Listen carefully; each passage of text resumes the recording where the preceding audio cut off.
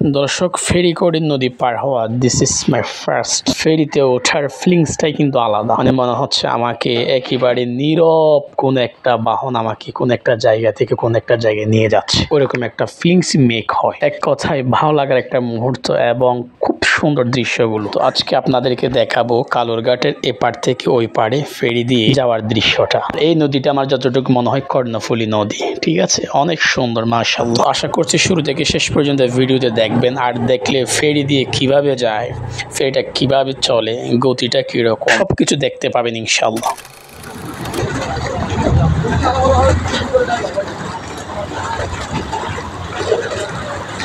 আসসালামু আলাইকুম dear audience, ফেরি দিয়ে নদী পার হওয়ার এই অসাধারণ ব্লগটি আমরা শুরু করতে যাচ্ছি ইনশাআল্লাহ। তো আমরা ফাইনালি ফেরিতে উঠলাম। ওঠার পর এখানে দেখতেছি মানুষ আস্তে আস্তে ফেরিতে উঠতেছে।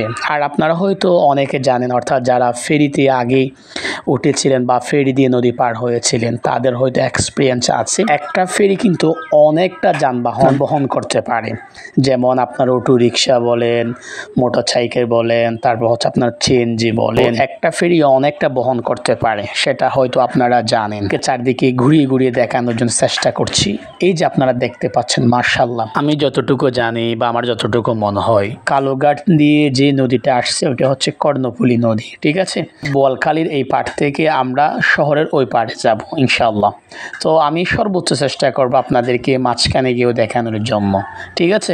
মাশাআল্লাহ, অনেক সুন্দর হয়েছে ব্লগটি। আই হোপ দ্যাট যদি আপনারা ফার্স্ট টু লাস্ট ব্লগটি দেখেন আপনাদের অনেক ভালো লাগবে।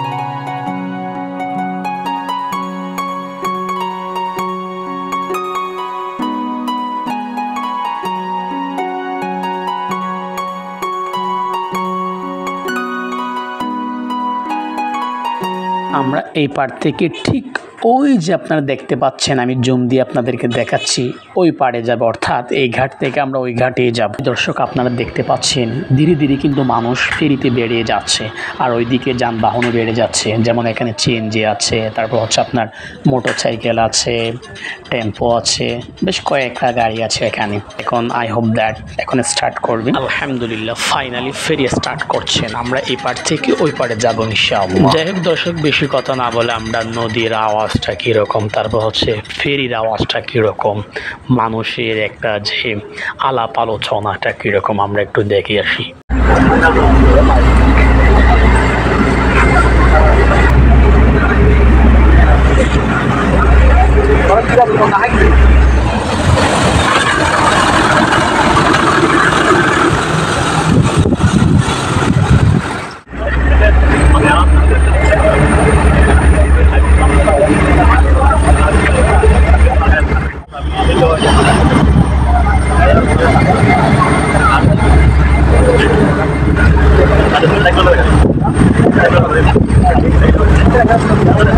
দর্শক, আমরা কিন্তু এখন নদীর মাঝখানে। মাশাআল্লাহ, অসাধারণ দৃশ্য।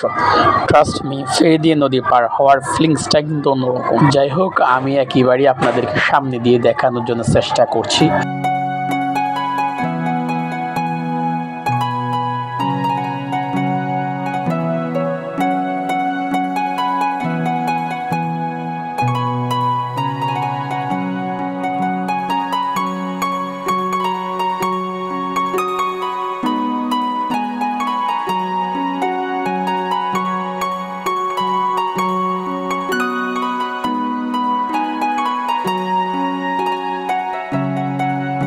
এই যে সামনে চলে আসলাম আপনাদেরকে দেখানোর জন্য।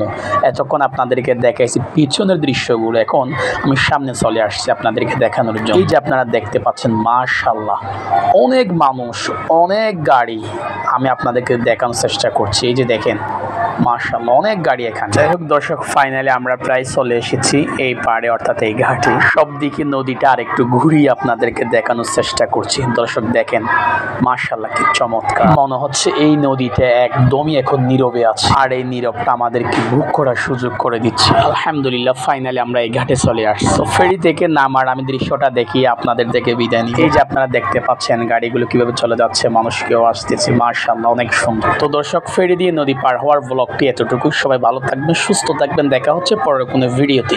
আসসালামু আলাইকুম ওয়া রাহমাতুল্লাহি ওয়া বারাকাতুহু।